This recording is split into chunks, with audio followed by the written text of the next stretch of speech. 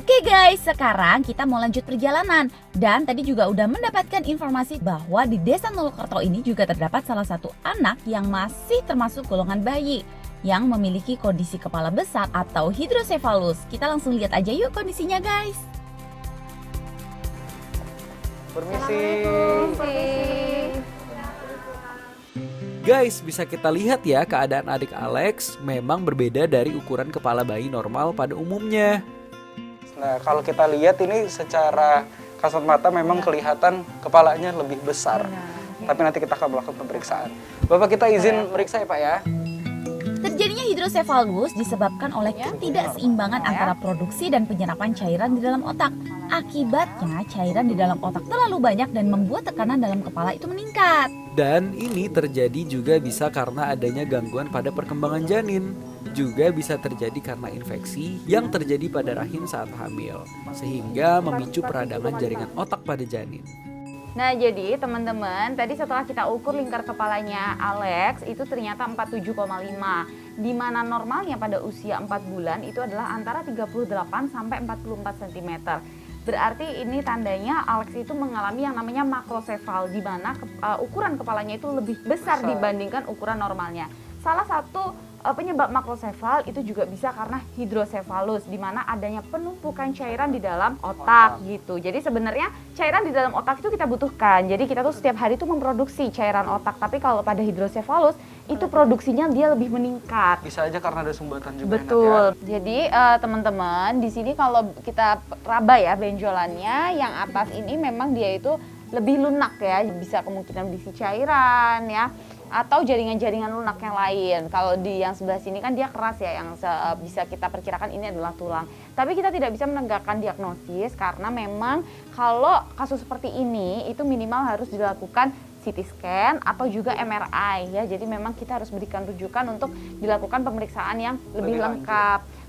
Dan juga harus dikonsultasikan dengan dokter spesialis ya Ibu ya. Betul. Hidrosefalus ini juga bukan hanya terjadi pada yang masih bayi ataupun balita, tapi juga bisa terjadi pada dewasa. Biasanya dikarenakan tumor atau ada penyakit lainnya. Nah, itulah teman-teman pentingnya yang namanya pada masa kehamilan ya Ibu ya, itu selalu melakukan pemeriksaan rutin. Antenatal care itu minimal 4 kali. 1 kali di trimester pertama, 1 kali di trimester kedua, dan 2 kali di trimester ketiga. Karena kasus hidrosefalus ini sebenarnya bisa dideteksi dari pada saat masa kehamilan saat dilakukan pemeriksaan USG ya. Dan juga pentingnya pada saat masa kehamilan itu selalu konsumsi vitamin ya, terutama asam folat. Kalau gitu Ibu, terima kasih banyak ya untuk hari ini. Makasih banyak. Semoga adik Alex sehat terus ya. Amin, amin. Mari ya Bu.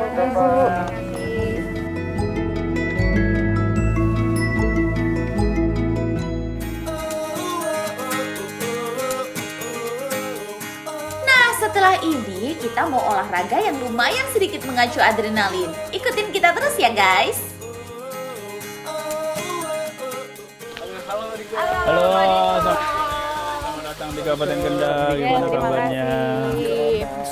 Nah Pak, kalau boleh tahu nih, apa nih Pak pariwisata yang paling terkenal di Kabupaten Kendal ini? Jadi kita di Kabupaten Kendal ini memang sekarang visi misi dari pemerintah Kabupaten Kendal, kita fokus untuk mengembangkan pariwisata. Jadi ada 3 jenis pariwisata yang kita kembangkan di Kendal. Yang pertama wisata agro yang ada di sini nih, di Santosa Stable daerah pegunungan. Terus kita ada wisata bahari karena kita punya garis pantai terpanjang di Jawa Tengah. Terus kita juga ada wisata religi karena memang banyak makam para wali yang ada di Kabupaten Kendal, sehingga banyak wisatawan itu yang wisata ziarah ke Kabupaten Kendal. Berarti pas banget Enat, kita langsung ke sini ya. Kita pengen mencobain pariwisata di Kendal. Langsung aja kita ke sini. Oke.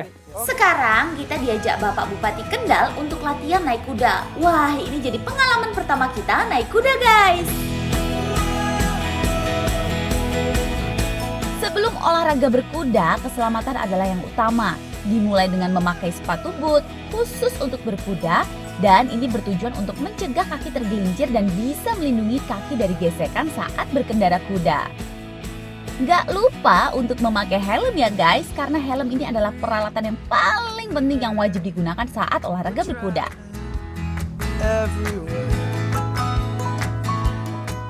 Hai Dokter Niko, apa kabar? Alhamdulillah baik.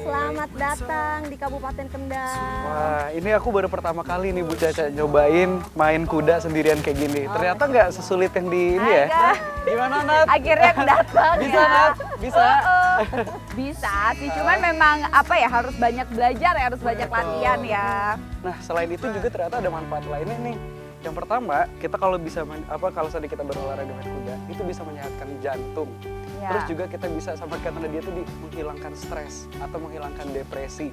Bahkan ini juga bisa melatih otot-otot di tubuh kita.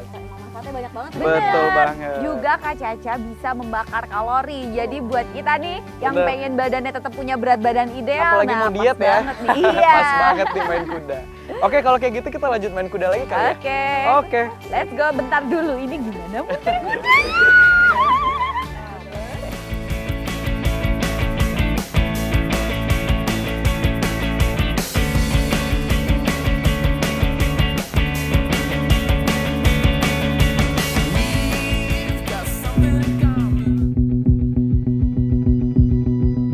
Mas, kamu nggak apa-apa kan?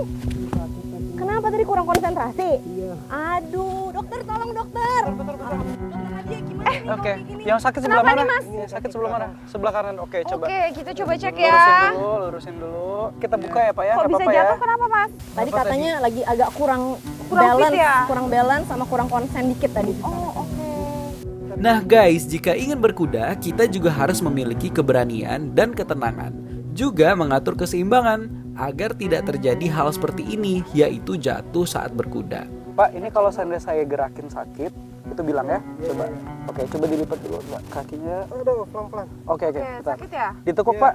Ditekuk. Oke. Jika memang tidak mengalami cedera yang serius, nggak perlu khawatir ya guys, cukup melakukan pergerakan kaki seperti ini. Namun jika merasa cederanya cukup serius, harus langsung dibawa ke rumah sakit untuk dicek dan ditangani lebih lanjut ya guys. Nah, makanya kalau misalnya kita itu mau melakukan suatu olahraga, kita harus pastikan dulu kita itu fit dan kita itu juga balance gitu ya. Apalagi olahraga berkuda ini kan dia butuh keseimbangan gitu. Benar. Yang perlu ditekankan juga, tadi kita udah ngecek, alhamdulillah sepertinya nggak ada patah ya pada tulangnya. Karena tadi masih bisa digerakkan juga kakinya dan tidak ada tanda-tanda lebam tadi. Gitu. Ya ampun, saya udah panik. Dok, artinya kalau jatuh dari kuda, pertama jangan panik dulu. Bener, jangan panik dulu. Cuman Mas alhamdulillah nggak kenapa-napa. Mungkin setelah ini Mas bisa istirahat aja ya. Nah, jangan dilanjut dulu main kudanya. Nah, nanti mungkin kita bisa kasih obat anti nyeri ya. Betul. Atau buat teman-teman di rumah juga bisa dilakukan kompres dingin. Bener. Ya, kalau Oke. kayak gitu kita bantu ke situ yuk, Pak. Yuk. Pelan-pelan bisa Pelan-pelan ya. ya.